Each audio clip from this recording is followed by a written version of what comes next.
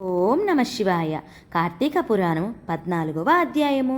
ఆబోతును అచ్చుబోసి వదులుట. వృషసత్వర్గము. మరలా వశిష్ఠుల వారు జనకుని దగ్గరకు కూర్చొండబెట్టుకుని కార్తీక మాస మహాత్మ్యమును గురించి తనకు తెలిసిన సర్వ విషయములు చెప్పవలెనని కుతూహలంతో ఇట్లు చెప్పదొండంగిరి. ఓ రాజా, కార్తీక పౌర్ణమి రోజున పితృప్రీతిగా వృషసర్జనము చేయుట, శివలింగ సాలగ్రములను దానము చేయుట, ఉసిరికాయలు దక్షిణతో దానము చేయుట మొదలగు పుణ్యకార్యముల వలన వెనుకటి జన్మయందు చేసిన సమస్త పాపములను నశింపజేసుకొందురు. వారికి కోటి యుగములు చేసిన ఫలము దక్కును. ప్రతి మనుషుణ్ణి పితృదేవతలను తమ వంశం దేవరు ఆబోతుకు అచ్చువేసి వదులుదరో అని ఎదురుచూచుందురు. ఎవడు ధనవంతుడైయుండి పుణ్యకార్యములు చేయక దానధర్మము చేయక కడుకు ఆబోతుకు అచ్చువేసి పెండ్లైనను చెయ్యడో అటువాడు రౌరవాది సకల నరకములు అనుభవించుటే గాక వాని బంధువులు కూడా నరకమునకు గురి చెయ్యును. కాన ప్రతి సంవత్సరం కార్తీక మాసం తన శక్తి కొలది దానము చేసి నిష్ఠతో వ్రతమాచరించి సాయం సమయమున శివకేశవులకు ఆలయమునందు దీపారాధన చేసి ఆ రాత్రి అంతయు జాగారము నుండి మరునాడు తమ శక్తి కొలది బ్రాహ్మణులకు సన్యాసులకు భోజనమాడిన వారు ఇహపరములందు సర్వసుఖములను భవించురు. ఓం నమ శివాయ. కార్తీక మాసంలో విసర్జింపవలసినవి. ఈ మాసమందు పరన్న భక్షణ చెయ్యరాదు, ఇతరుల ఎంగిలి ముట్టకూడదు, తినకూడదు, శ్రద్ధ భోజనం చెయ్యకూడదు, నీరుల్లిపై తినరాదు, తిలాదానము పెట్టరాదు, శివర్చన సంధ్యావందనము చెయ్యవాని వారు వండిన వంటలు తినరాదు. పౌర్ణమి, అమావాస్య, సోమవారముల నాడు సూర్యచంద్రగ్రహణపు రోజుల యందున భోజనం చెయ్యరాదు. కార్తీక మాసమున నెల రోజులు కూడా రాత్రులు భుజింపరాదు. విధవ వండినది తినరాదు. ఏకాదశి, ద్వాదశి వ్రతములు చేయువారు ఆ 2 రాత్రులు తప్పనిసరిగా జాగారము ఉండవలెను. ఒక్క పూట మాత్రమే భోజనం చెయ్యవలెను. కార్తీక మాసంలో తైలము రాసుకొని స్నానం చెయ్యకూడదు. పురాణములను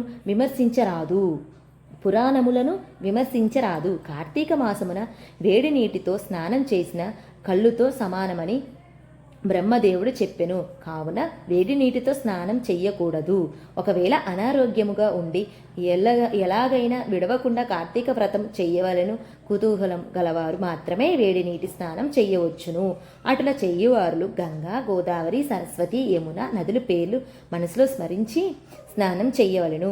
ఏ నది తనకు దగ్గరలో ఉంటే ఆ నదిలో ప్రాతకాలమున స్నానం చెయ్యవలెను. అటుల చెయ్యని ఎడల మహాపాపియే జన్మజన్ములు నరక కూపను బడి కృషింతురు. ఒకవేళ నదులు అందుబాటులో లేనప్పుడు నూతి దగ్గర గాని చెరువు నందు గాని స్నానం చెయ్యవచ్చును. అప్పుడు ఈ క్రింది శ్లోకమును చదివి మరి స్నానం ఆచరించవలెను.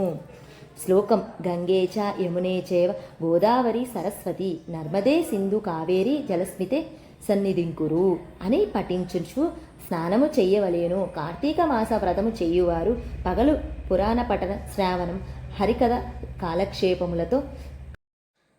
కాలక్షేపములతో కాలము గడపవలెను.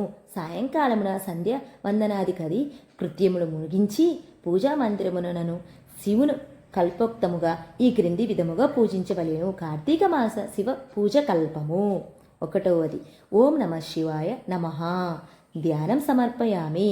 ఓం పరమేశ్వరాయ నమః. ఆవాహనం సమర్పయామి. ఓం కైలాసవాసాయ నమః. నవరత్న సింహాసనం సమర్పయామి. ఓం గౌరీనాథాయ నమః. పాద్యం సమర్పయామి. ఓం లోకేశ్వరాయ నమః. ఆర్ఘ్యం సమర్పయామి. ఓం వృషభ వాహనాయ నమః. స్నానం సమర్పయామి. ఓం దిగంబరాయ నమః. వస్త్రం సమర్పయామి. ఓం జగన్నాథాయ నమః. యజ్ఞోపవీతం సమర్పయామి. ఓం కపలధారిణే నమః.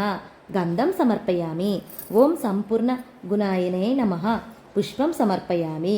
ఓం మహేశ్వరాయ నమః. అక్షతనం సమర్పయామి. ఓం పార్వతీనాథాయ నమః. దీపం సమర్పయామి. ఓం తేజోరూపాయ నమః. దీపం సమర్పయామి. ఓం లోకరక్షాయ నమః.